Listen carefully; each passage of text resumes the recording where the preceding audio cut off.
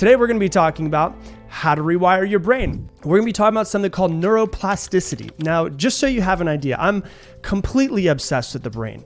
And over the past 3 years, I've been diving really, really deep into neurology, psychology, early childhood development, and also neuroplasticity. Because if I can figure out how those work, and I can look at the anthropology of a human and then figure out, okay, 100,000 years ago, this part of our brain existed. Why did it exist?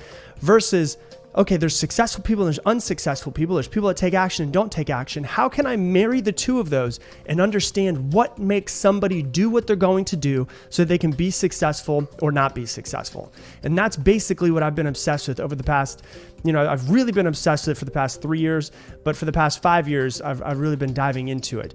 And I want you to realize this.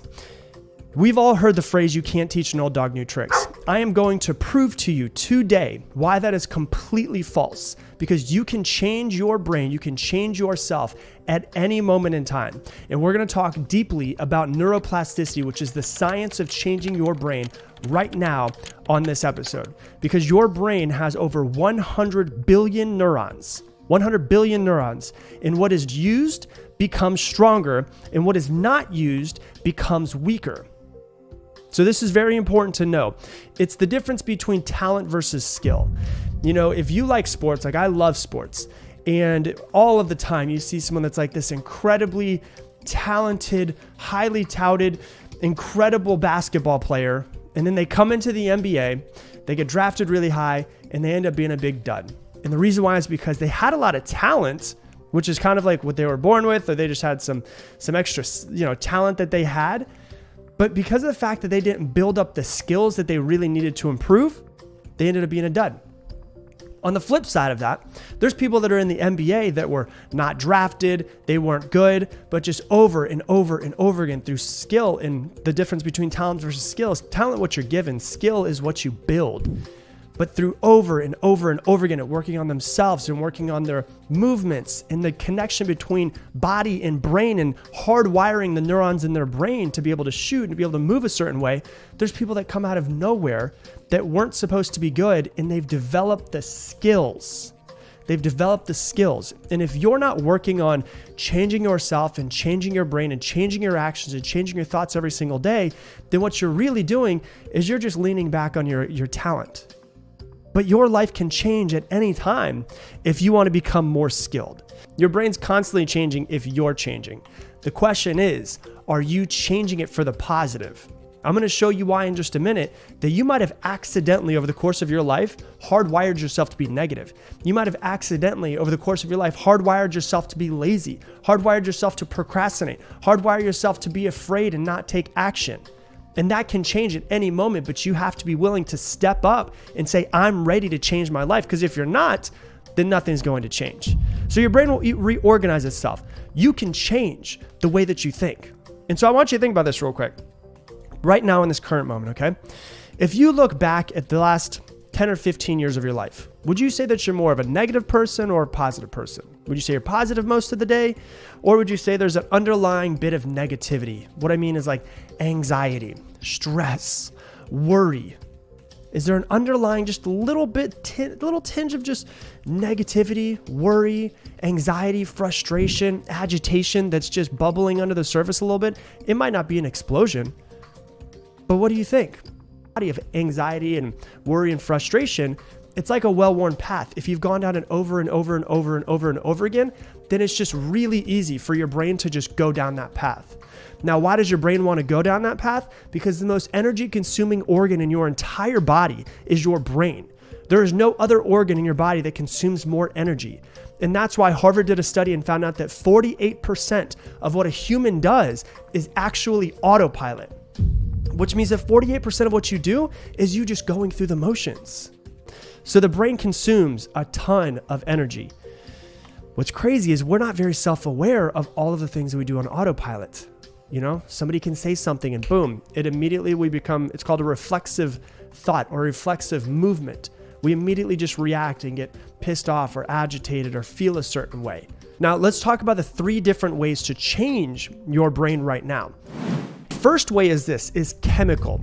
At its most basic basic function. Your brain functions by transferring chemical signals between brain cells, which are called neurons, that trigger a series of actions or reactions. That's it. So your brain has, functions that happen inside of it, and the functions are just chemical signals going from one place to another. At its simplest form, that's the way that you should know it. So the thing about though is that your brain can increase the amount of concentration of chemical signaling, or the amount of chemicals that go between neurons, in the actual amount of chemicals that go from one place to another, and one place to another, one place to another. The easiest way to think of it is this: neurons that fire together wire together.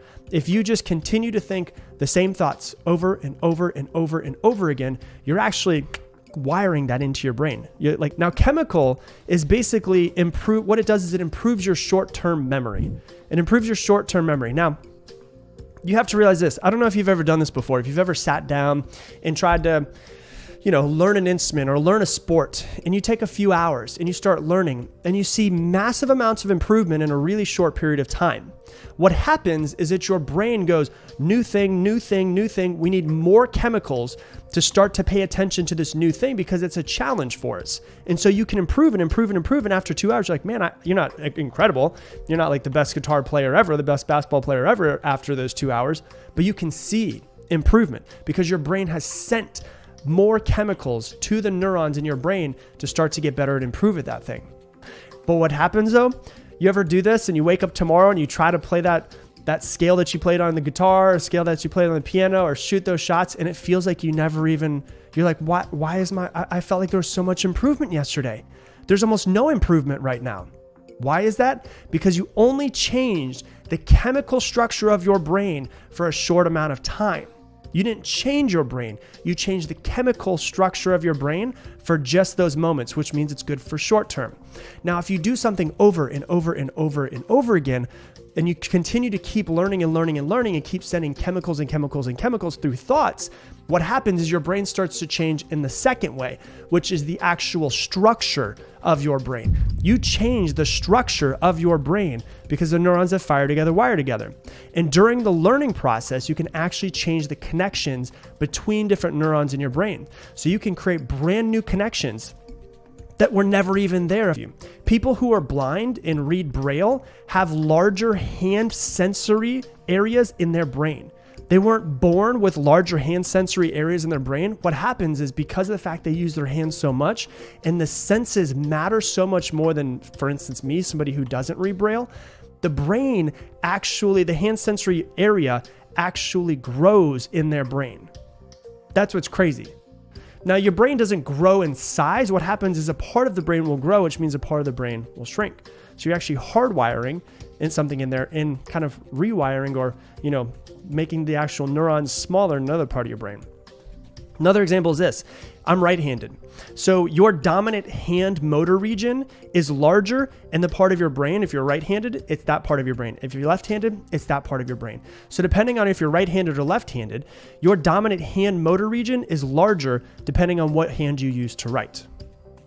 Pretty crazy, right? Another example is London taxi cab drivers are not able to use maps.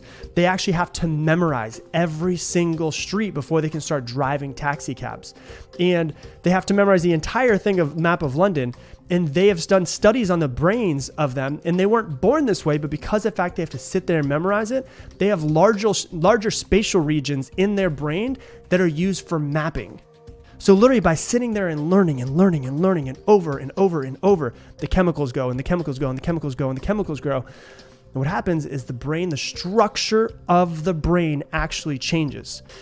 So the first way to change your brain is chemical. The second way to change your brain is structure. And the third way to change your brain, if you've changed it chemically and you've done it so much you've changed it structurally, the third way is you actually change the function of your brain. You will actually change the way that your brain functions, because as you use a brain region more than another brain region, it becomes easier to be more excitable.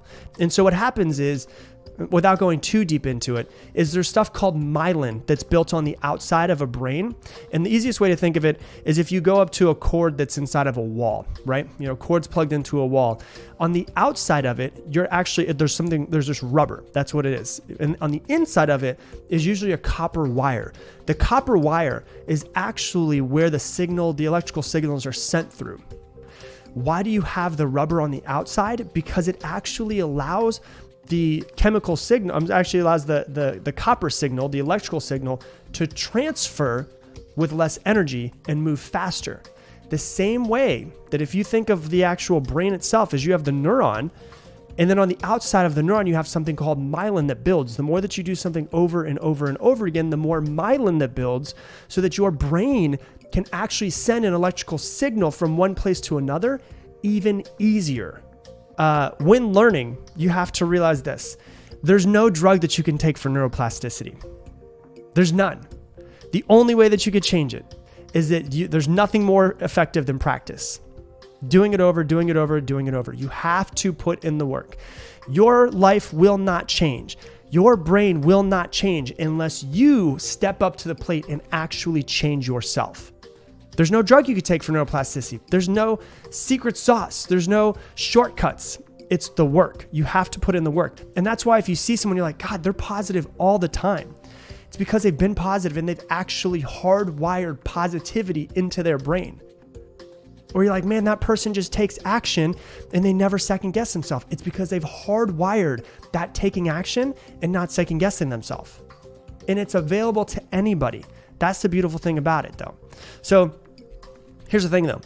Some of you have accidentally hardwired yourself for what you don't want, for negativity, for worry, for self-destruction, for holding yourself back, for not taking action, for procrastination, because you've done it so many times over and over and over again, and you didn't even know it, but you were actually hardwiring the habits, the traits, the qualities, the thinking, the feelings that you don't want. Now, that can change is what's the beautiful thing. You're not going to be stuck there forever, but you have to make a change. That's the thing that you have to realize about it. You have to literally unlearn the things that you've learned to change your brain, and you have to relearn other parts of your things that you want to relearn. So let's just take it for example, if you've been really negative your entire life or just had underlying anxiety or underlying stress, it's going to be there forever unless you make a change. But the more that you actually start to change towards the other side of positivity, of being grateful, of whatever it is, you start to actually make the signals weaker for negativity or stress or worry or anxiety and make the signals stronger with more myelin on the outside for positivity, for love, for action, for happiness, for joy, for peace, for whatever it is that you actually truly want. Now, here's the other crazy thing. There's a part of your brain called the hippocampus, and the hippocampus is very important for turning, an actual doing something into a memory. And the hippocampus is extremely, extremely active when you sleep, which is why they say that 50% of neuroplasticity happens at the event of doing it, and 50% actually happens when you sleep.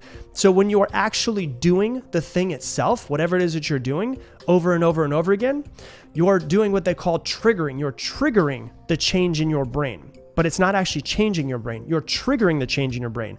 Only through deep sleep or deep rest does your brain actually change. And the reason why is because your hippocampus will replay it over and over and over and over again in your sleep to allow you to be able to change it.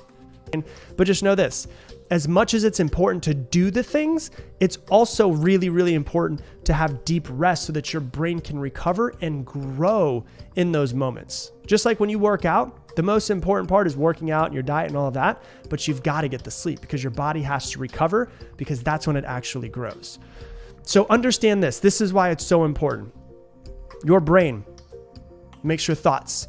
Your thoughts create your actions change your results, and your results create your world, create your happiness, your joy, your peace, your success, your bank account, your relationships, all of that stuff.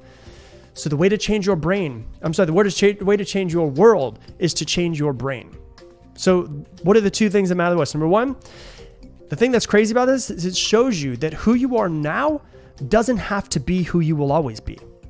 You can change yourself, but you have to change. The only way to change yourself is for you to change, right? You can change at any moment. And the second thing is you can literally create yourself into anything that you want to be.